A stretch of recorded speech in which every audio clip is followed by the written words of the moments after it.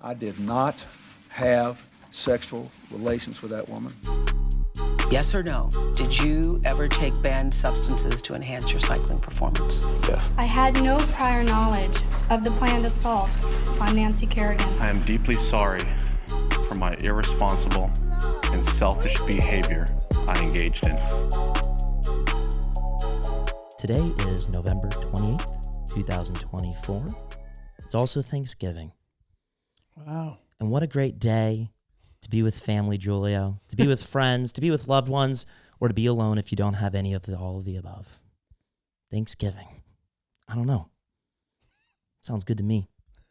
Welcome back to Oops the Podcast. My name is Ryan Lynch. I'm with Giulio Gallerati. What's up, Lynchy? Mr. Gallerati over here. Mr. Gallerati. Mrs. Gallerati. Mrs. Gallerati. How you doing, bro? I'm doing all right. Little Thanksgiving action. Little Thanksgiving action. I think Thanksgiving, personally, underwhelming. Interesting. Don't really love it. I do not feel that I want to get it over with. I'm grateful for my family. I'm grateful for Yeah. I don't like the food. I want to just go back home. I like the stuffing. The bread stuffing. I like the bread stuffing when done the way that I like it. A little celery. I just found out that my aunt that commandeers the stuffing responsibility is going to be there this year. She's not always there. When she's not there, the stuffing is great. She does a celery-based stuffing. Yeah, I love it. But it's she like, so let's say it's typically half bread, half celery. It's more like 80% celery, Oh, it's 20% bread. Not enough bread. Too much celery. Yeah, I love when the bread accomplishes the crispy, soft, and soggy, all combined in the perfect parameters. Incredible. Yeah. You underwhelming. It's funny you just mentioned that. I was having a deep thought process about the word underwhelming yesterday, and I want to come back to that at some point. Okay. What were you going to say? I was just gonna say, I think this is a somewhat tired thought, but year after year, I don't get excited about eating the turkey. I just don't. And year after year, somebody says to me, or you see a video saying, you're doing turkeys wrong. You got to do it this way. Do it in the oven. You got to deep fry the turkey. And it gives me optimism that, hey, maybe turkey is as good as everyone says that it is. And year after year after year after year, it's been boiled down to the same level of disappointment. And I don't know if it's a big joke, if it's a big prank, but I don't understand how and why people think turkey is good. I think it's dry. I also think that this is very annoying and dumb and complainy, but I don't get it. And I don't get why people get excited about the turkey. And when I say I don't like it and people double down and say, oh, well, you haven't had my turkey. I know that your turkey is not going to be the thing that opens my mind to the world of loving turkey. You know that person is in fact the turkey. You're the turkey. You're the turkey. And I'd rather eat you. So I like turkey's mid. I agree. Like I'll enjoy some of it. You know what I mean? Like there was always this thing about who likes the dark meat and who likes the white meat. Haha. That boils Thanksgiving down to what that's what Thanksgiving is. That's what Thanksgiving is. Those kinds of dark meat. Things. Who likes the white meat? I've started to really get grossed out by gravy as I've gotten older.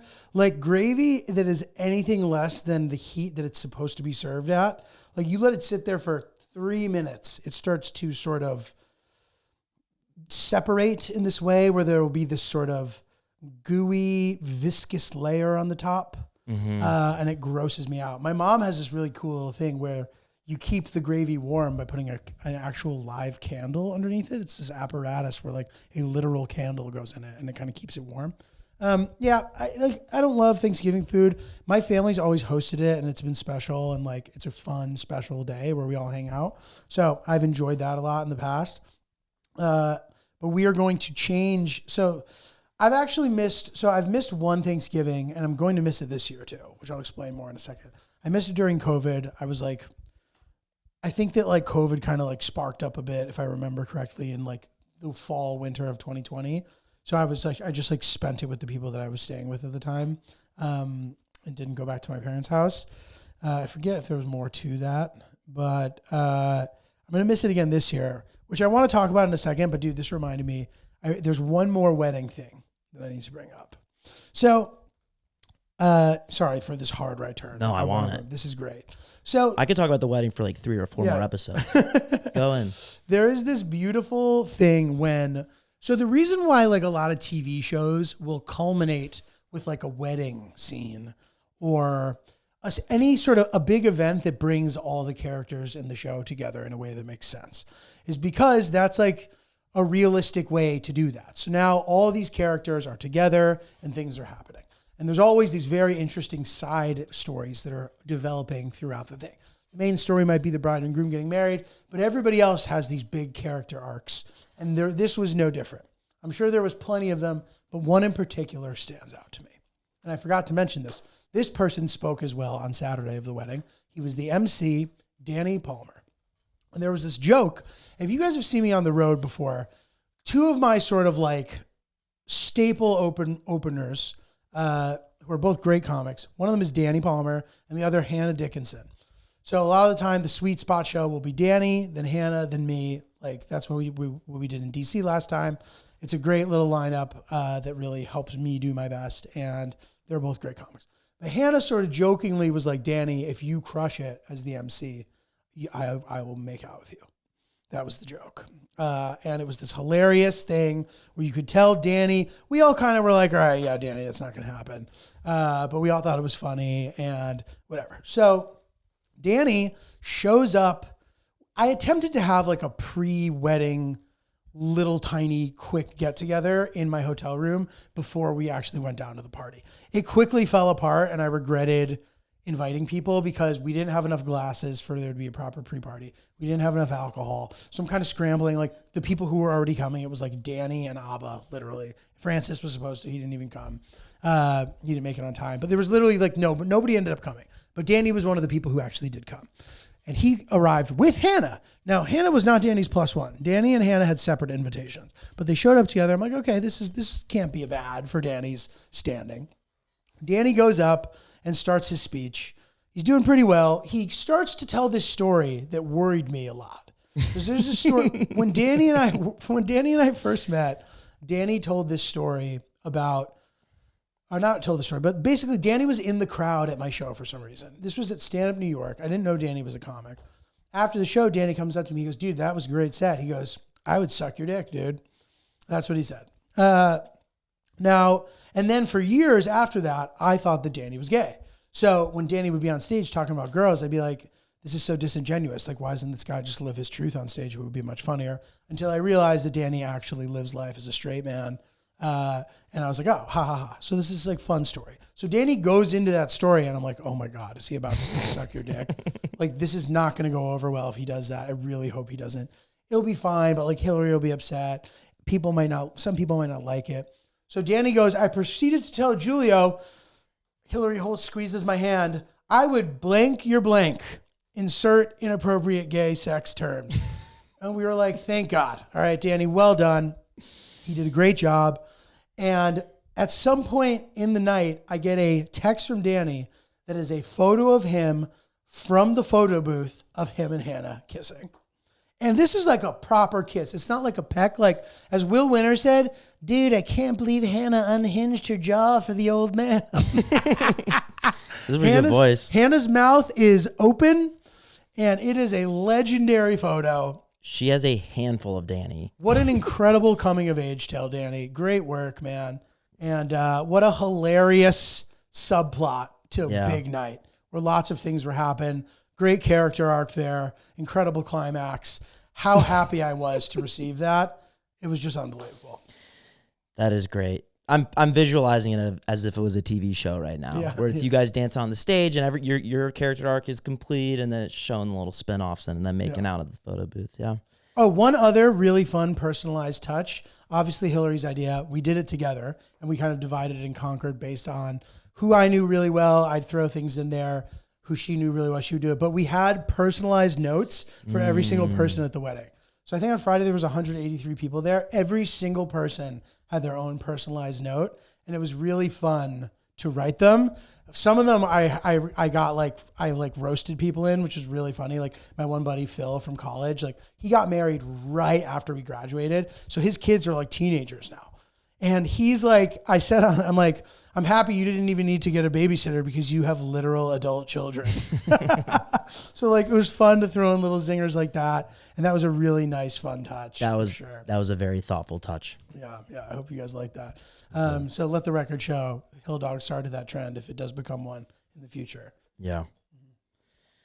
So let's talk about the trip coming up. Yes, that's the good thing. So, okay, so people asked, are you going on a honeymoon? Are you doing what? Are you doing this? Are you doing that? So we had talked about in the past, like the way that a honeymoon is traditionally structured makes sense. And I think we've talked about this a little bit on the pod, but like, you know, you've had this big weekend. It's exhausting. Like you're making sure everything's good. And then the honeymoon is like your time to decompress and like ride the high down naturally. So we sort of decided there's a couple things that worked in our advantage here. First of all, her parents, they both have a milestone birthday coming up. So they generously offered to take us on vacation. So her sisters, us, we're going to go down to Turks for like a week over Thanksgiving. This is why I'm missing Thanksgiving. Turks, Lynch. Giulio. Very good. Lynch. You're the one doing it. I've never been to Turks and Caicos, which is obviously very excited for my OCD.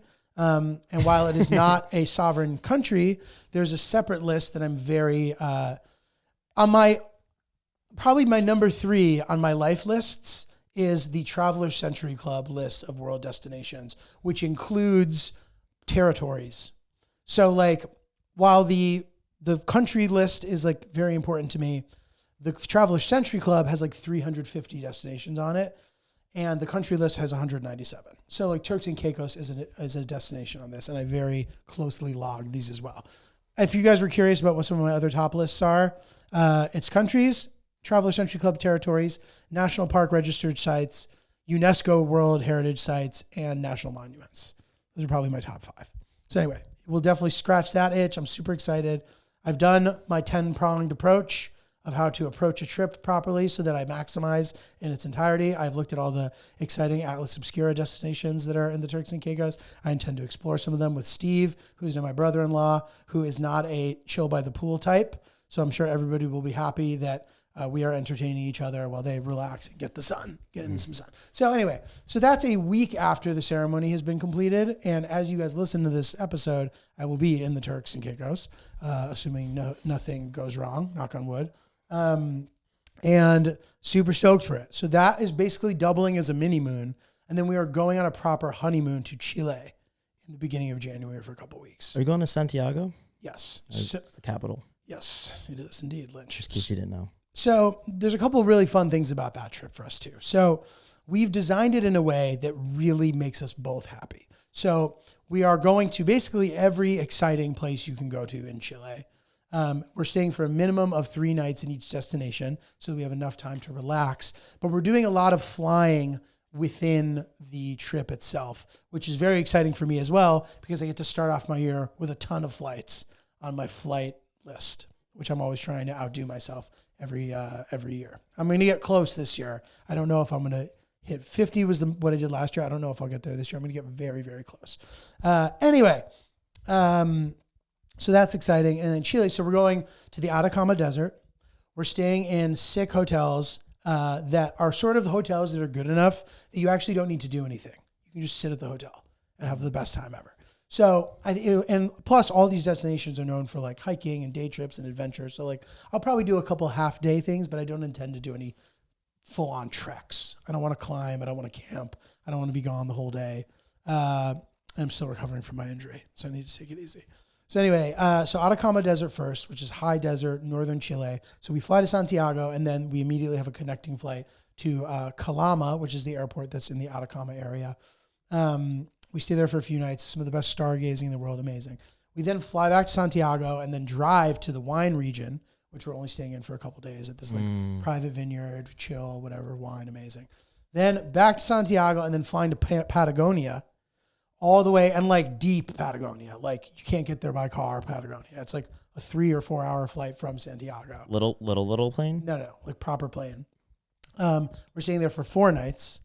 And as our travel agent that we used, shout out to Anna, Crossing Travel, she said, Chile, a narrow and preposterously long country. I think the Chile at its widest is like 100 miles wide, but it's like thousands of miles long.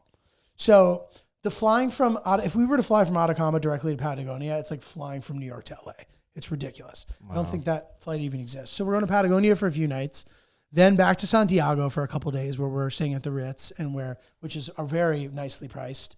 Hope to hit some good restaurants. Maybe if there's like a good concert in town, we'll go hit it.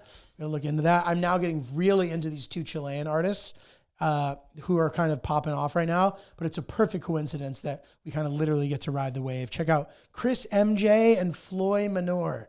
These are my 2 probably favorite artists right now, alongside Bad Bunny, whose t-shirt I'm currently wearing. And from there, bro, we are going to Easter Island. Which is part of Chile, but look at where this is, dude. This is considered to be the most remote inhabited island in the world. It's with these guys? Yes, with the stone, the Rapa Nui. I forget what the guys are called, but they're these sort of like ancient alien friendly giant Polynesian stone structures that guard over the island. There's all this discussion as to how they got there. Nobody really knows. Pretty sick. You'll notice that these guys, none of them are actually facing out to the ocean. They all face inward, sort of like guarding the island. And if you look at the map, dude, look how far away it is. Let me see. As I was doing this, I looked at Hawaii. Hawaii is insanely remote. Now, Hawaii is an archipelago, so I guess like because all those islands are next to each other, people don't consider it as much to be as remote. But like Hawaii is preposterously far away. What'd you just laugh at? I did 4 pinch and zoom outs from Easter Island, and I'm still in the middle of the ocean. Dude, it's a 5. I just did a 5th pinch and zoom, and now I can see Mexico City barely. That is a 5-hour flight from Santiago. Holy And I've been to the Galapagos Islands, which are far. That's like a 2.5, 3 hour flight from Ecuador, but like nowhere near as remote as Easter Island. I'm so stoked for it. It's going to be sick. And the other thing that's really nice about this whole trip, so it's technically the summer in Chile because it's January. But we have a bunch of different climates and ecosystems. So, like the sort of hills, green, lush region of the wine country, the high desert of Atacama. The Patagonia is sort of like mountainous. It never gets warmer than like 70 degrees. It's going to be chilly at night, like light jacket situation. Wow. And then Rapa Nui, Easter Island, is just like beach. There's only a couple hotels on the island.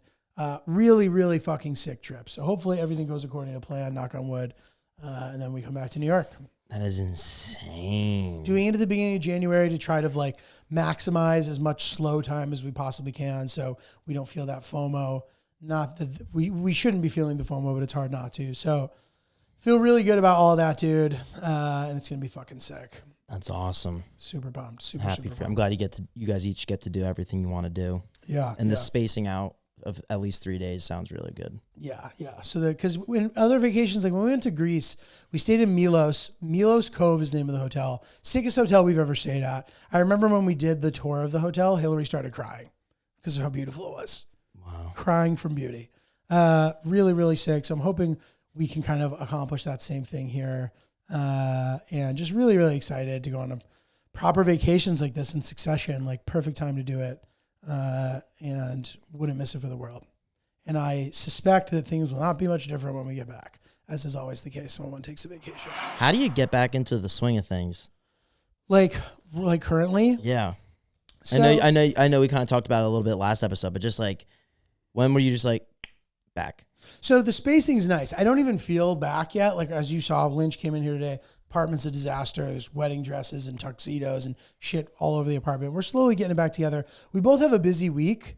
Hillary's company that she works with just is doing their like Series A fundraising. One of the top VC firms signed on to work with them, so that's exciting. And that happened the same day that I won two Anthem Awards for the places you can go. Afghanistan Project. The Anthem Awards kind of highlight media projects that have positive impact for, humanitarian, charitable, whatever, like impactful works.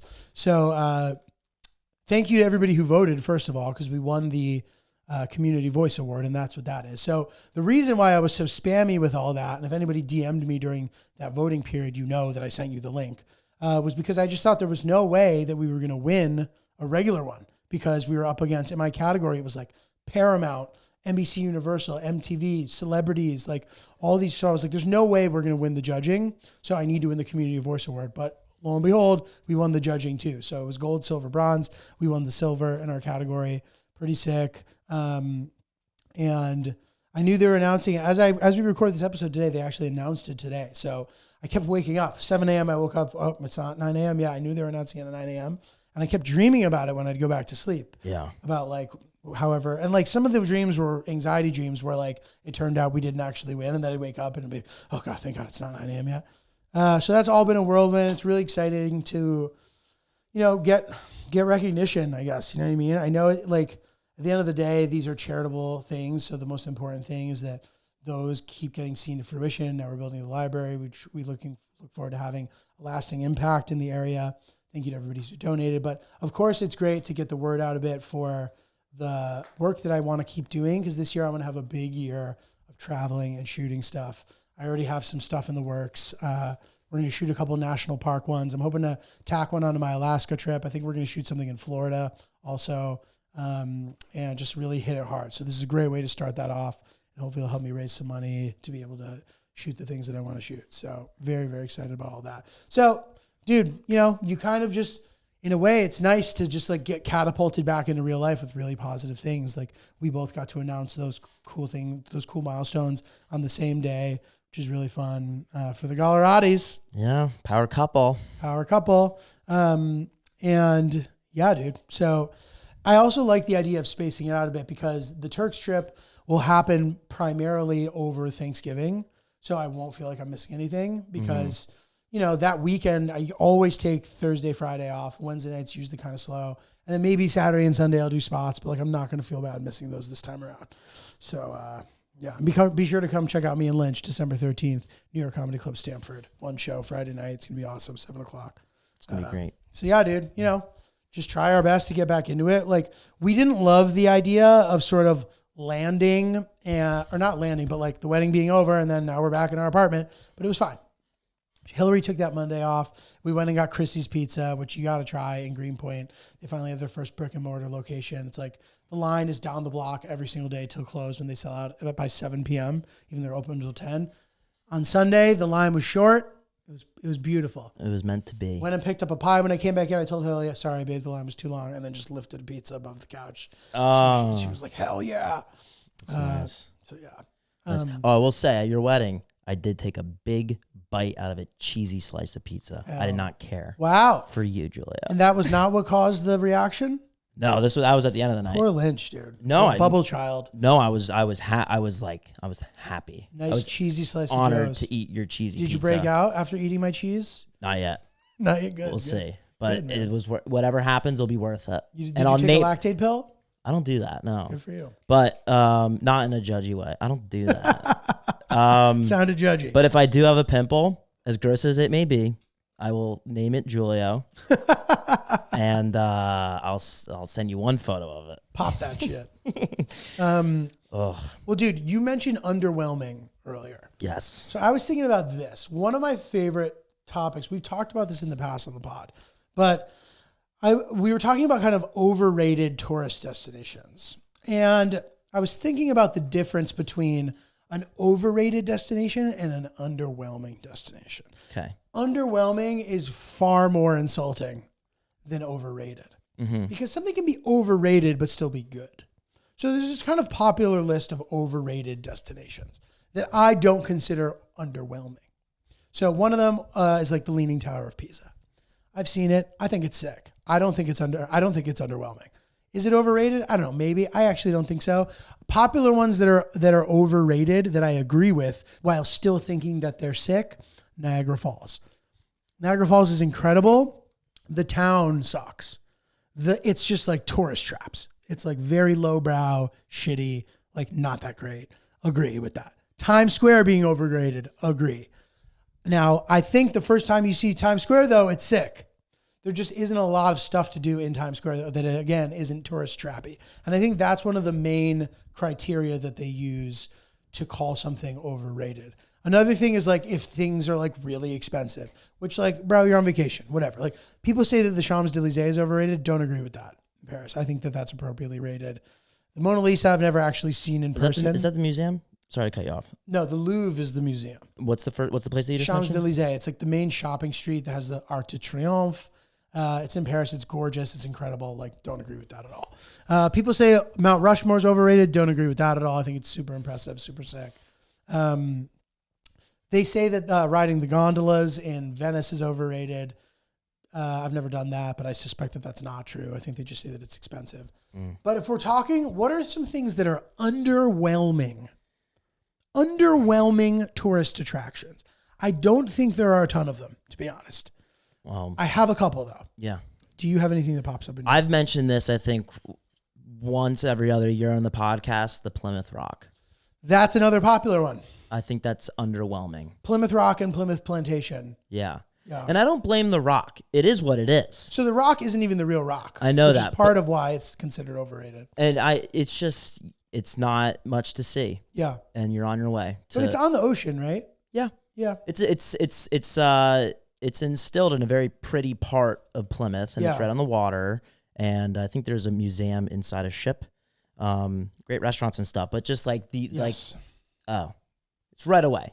You see it and you're done with it right away. They have the You little read like the plaque. the reenactment village, which is always a little bit of a letdown. But to me, I'm like, okay, I don't know if that would be like a on the fencer for me. The same way Times I put that in maybe overrated for me personally. I put Times Square in overrated, not underwhelming. The Seattle Space Needle is a bubble entry. I don't know if I quite would say that it's underwhelming, but it's definitely overrated. Have you been up there a couple times? I've been up there once. Day, night? I've seen it at night. I've seen it during the day. Agreed. It's cooler at night. Seattle's really pretty at night.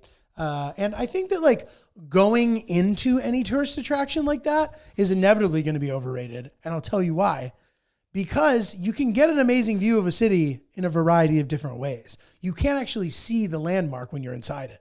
So like the Empire State Building, not overrated. Going inside of it to look at New York City, overrated. Because there's other places that you can get that from. Yeah. You know what I mean? Well, part of your walking tour is you can just walk and see it. You don't need to go up it. Correct. Part of my walking tour. Fully stand by that. Yeah. So here are the two things that stand out, and I can't think of any others. I'd love to add more. If any of you guys have a thing that you would consider to be underwhelming, truly underwhelming. Now, I'm a sort of like leaning into giving stuff more credit than it deserves type of guy. So for me to put things on this list is significant. There are two things. Number two of the two, the Mall of America. The Mall of America. Super underwhelming. I'm sure at the time when it was in its heyday, sick. There are now bigger malls around the world than it. It is not that cool. It's just a big ass mall. The amusement park section, not impressive at all. And now the MetLife like adjacent mall that they have in New Jersey is bigger and cooler and newer and better. The Dubai mall is better. That mall in Iran is better. Not impressive. Not impressed. The one in New Jersey is American Dream, which is sick. I don't think so. I think it's I feel still a mall. It's still a mall, but it's also in a county where retail stores are closed on Sundays. So they really fucked up on that. Interesting. Hilarious. I've been to they share the same parking lot with MetLife, and thousands of people walk over during a tailgate to go get a sweatshirt or a t-shirt or something because they forgot to get it because it's the same parking lot, only to find out you can only get like a t-shirt from like Red Mango. Hilarious. That is what it is. I will just say they were planning on opening American Dream right as COVID started, and that really fucked them because like that area shut down for like a year, and then it never got filled up. Right. It never had to have its hurrah. Yeah. It's beautiful. It's pretty on the outside, but so much vacancy. Yeah. And so it's interesting. That isn't at the level where people consider it like a landmark. And maybe Mall of America isn't even quite there. But at one point, like they were pushing it as a like incredible, like once in a lifetime experience. And it just isn't. Yeah. And some of these other malls, like the Dubai one is sick. Like you need to go see that. Like Mall of America, not as cool. I was there a couple of years ago, so whatever. So there's that, which by the way, MetLife Stadium is the biggest professional football stadium in the NFL. I think it's 85 or 86,000 capacity. And it's funny because there's like a dozen college football stadiums that hold more people, which I don't get. Well, like the LA Coliseum, Michigan, I think No, is LA smaller. Michigan, Big House in though, Michigan. which you've been to. I have not. I was supposed to go, but I was sick, so I didn't end up getting to go. That has over 100,000. Yeah. I think also Ohio State's is up there. Like, dude, I'm not even kidding you. Oh, then like the Texas A&M Stadium, I think is in the top 10. I've been in there. Yeah, that think was massive. Over 100,000. I think I think the Tennessee Stadium, like the regular Texas Stadium, all these big college football stadiums for some reason are bigger. I don't get it. I think Alabama. But the top 2 in the world are super random. So These are what? Football stadiums? Yeah, so like number 3 through 10 are all college football stadiums, if I'm not mistaken. And I don't think I am. And then like I think MetLife Arena or Stadium, whatever it's called, I think is like number 18 or number 20 or something like that. But the top 2 are super random. I'll give you $20 if you can get them off the top. Are they in America? No. They're for football? Or is it soccer football? So neither are. Like I think both maybe theoretically can have soccer, but they're not soccer stadiums. Do I need to guess the name of the venue or can I guess the country? You can guess the country. India. Yeah, that's number 1. Okay. It's the Narendra Modi whatever stadium. I think it's for cricket. I was thinking of cricket. That's number 1. I'm guessing like maybe where Manchester City plays in England. Okay. Or No. that I'm done now. I'm done guessing. But then I guess Dubai. Good guess, but no. Okay. Number 2 is North Korea. Fuck. Which makes me want to. So you can run in the North Korea marathon in theory. Americans still can't go to North Korea, but if you wanted to run in the North Korea marathon, they run it in the stadium. And it's one of the few opportunities that a sort of clandestine, like civilian, non-Olympic athlete can get to compete in something at that scale. They pack the stadium out and like you get treated like you're an Olympic athlete. Wow. And these ladies made a video, it's on YouTube like a few years ago that was like okay about it. But that would be a really fun thing for me to do one day. If I'm able to do a video of that, that would be sick. That'd be cool. It'd be tough to get in there. Yeah, I need to get that Italian passport. Yeah. I saw a video recently. I saw a video last week where this guy went to the border between China and North Korea. And I don't know all the specifics as to why it's not so, but they built a really big bridge between the two that they were intending to use for commuting and I bet imports and exports. And it's just a vacant bridge. And Whoa. people go over to the border and they take photos all the time. Interesting. And there was a woman that this YouTuber was interviewing, and she said that she's been to North Korea 7 times. And he asked what she liked about it, and she's like, it seemed normal to us. A lot of surveillance seemed normal to us. What do you not like about it? And she said the Wi-Fi was terrible. Hilarious. I love straightforward stuff like that. Yeah. One of the best documentaries I've seen, I need to remember what it was called. And I DM'd the documentary and I was like, it was so good. It's a documentary about, they get this family out of North Korea basically. And it's interesting to see, it's like a grandmother is part of it. And like, she's the one who's like the sort of least willing to let go of the idea because it's been her, she's lived a longer life than everybody. So to her, it's really fascinating to watch her sort of question these things that she takes to be true about her experience living in North Korea and everything she's learned versus comparing all that to now her knowledge of the outside world. And like, they were amazed at the running water in their like safe house in Laos. They like couldn't believe it. Like the toilets, they didn't know how to use them. Like all this stuff is like really powerful. But one thing that really stood out to me that was funny, one of the guys who's like really well known for helping smuggle people out of North Korea, he met his wife that way. And when they asked her, like, what were you attracted to about your husband? And she's like, when you met him before you guys were married, she's like, well, he was fat. And I thought, wow, he looks like the great leader. Because in North Korea, people aren't usually overweight because there's like really specific rationing of everything. And the only fat people were like the Kims, like Kim Jong-un, Kim Il-sung. Kim Il-sung I don't even think was that fat. Like Kim Jong-un was like overweight. So the fact that this guy was overweight made him hot because he looked like the great leader. I was like, it's so fucking funny. Wasn't that that's an attractive quality back in the day to Yeah, be like fat in because Rome, you were rich and you can rich. eat. Yeah, exactly. Wow. So interesting. Anyway, we've gotten off topic, my fault. But the number one most underwhelming tourist attraction in the world that I've been to, Hollywood Walk of Fame. Yeah. I vividly remember how that place smells. Dude. When I went in 2005, I vividly remember It smells like piss. And I've been there since. It smells like piss. Dude, it just sucks. That part of Hollywood, like Hollywood and Vine, that is the worst part of the city of LA besides the like areas that nobody goes to, like the dangerous parts and all that stuff. Those probably have way more character. It's a bunch of fucking, cut out squares on the ground, tiles of these different celebrities. The area sucks. It's not interesting. Hollywood is no longer sort of like the mecca of film. And if it is, that star has faded significantly as people now shoot all over the place and as international film has risen and as TV has started to kind of take over, all that stuff. It just doesn't have the allure still. And that area sucks. LA and honestly, dude, New York too are cities that have kind of high barriers for entry if you're going to have a good trip. Like if you're not sort of in the mix, in the know, living a sort of like cosmopolitan fancy life, it's hard to put together a good trip. You just end up at the M&M store if you're in New York and you don't know any better. You know what I mean? Like if you're not willing to like cough up the money to go to really expensive restaurants, like sure, you can go to the Statue of Liberty, you can do this, you can do that, but it's hard to like do a good trip that like a New Yorker would think was fun. Yeah. In New York, if you don't like know how it all works or have some connection to it all. It's hard to, if you search, what should I do in New York? You're going to end up doing the wrong thing. Yeah. Which is not the same in like Europe or some other places. There's obviously tourist traps there, but it's hard to get like an authentic New York experience just from Googling, and even harder in LA. LA is a lifestyle city. Like you're going to end up at the Santa Monica Pier and on the Hollywood Walk of Fame, and both of which suck. Buying an igloo from the store while you wait for a churro. Yeah, exactly. With your name, with the name Giulio on it. And the Santa Monica Pier is but like, yeah, dude. Like It's cool to see if you haven't seen it before. Totally. Kind of like Times Square to a degree. Yes. Go see it. Great.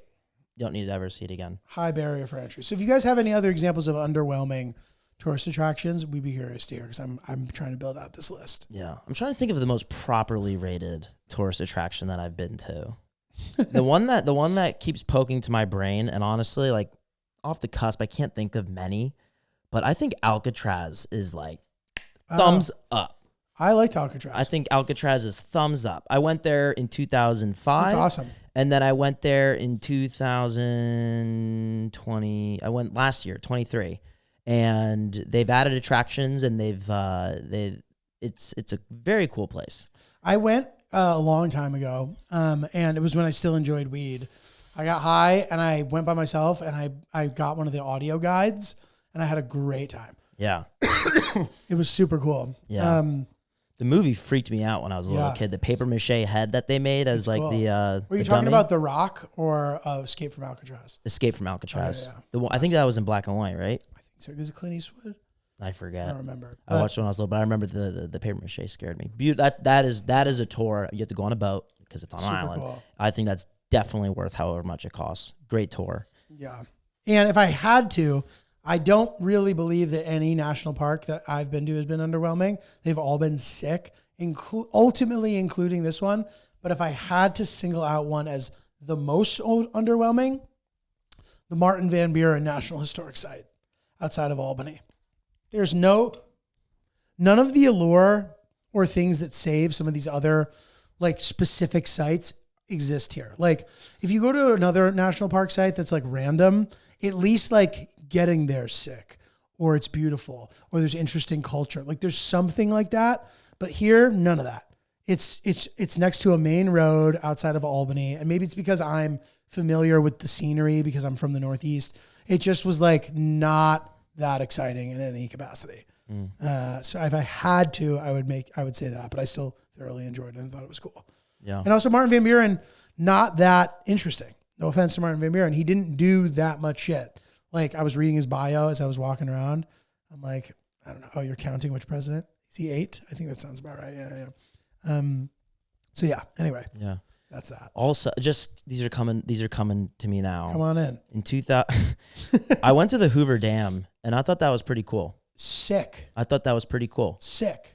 I like that. I like that one a lot. I was glad I got to see that. So, but now you're saying appropriately rated. So like, I know. I'm just saying No, places. no. Yeah. But- No. Yes, that's under that bucket. but to clarify, appropriately rated means it was exactly what you thought. So like being blown away doesn't, I don't think qualify for appropriately. It met expectations. Expectations. I thought the Hoover Dam was sick too. Yeah. There's also like a best way to experience something. Like for example, Denali, which is the tallest mountain in America. I went to Denali National Park and I also flew on a little plane that landed on a glacier kind of right at the base of Denali, and you kind of fly around the mountain. I thought the plane was a cooler way to experience it than the national park itself. The national park's fucking sick, incredible, like unbelievable. But you can't always see the mountain because if it's the winter is typically when it'll be clear. When it's the summer, it's unlikely to be able to get a clear shot of the mountain. So we were able to get one when we flew around it. It was just like a cooler way to see it. Where is it?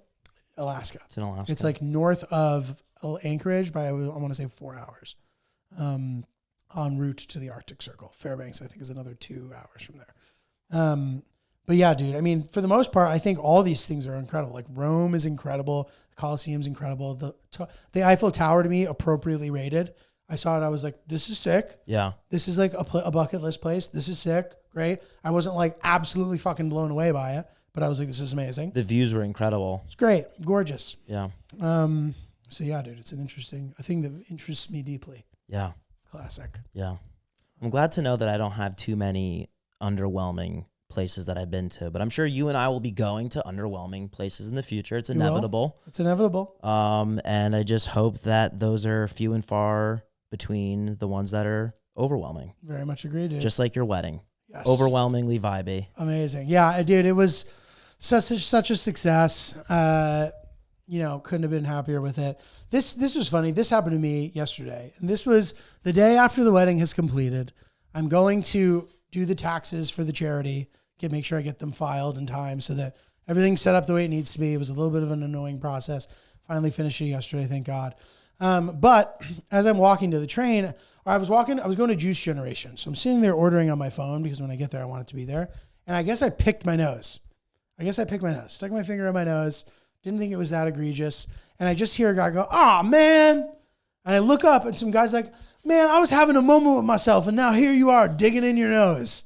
No. And that pissed me off so much. And I was like, well, dude, I'm sorry. This is a public area. So you don't get to dictate how people behave. And the guy kind of doesn't say anything. And he says, he goes, "Just digging in your nose, ruining the vibe. I was having a moment." And I was like, well, maybe you should go in your apartment if you don't want people to be picking their nose. And he goes, "I got headphones in. I can't hear you." Flicked him off. Oh my God, dude. And kept walking. And then I hear him go, "Oh, okay. Yeah. That was the finger you were digging in your nose."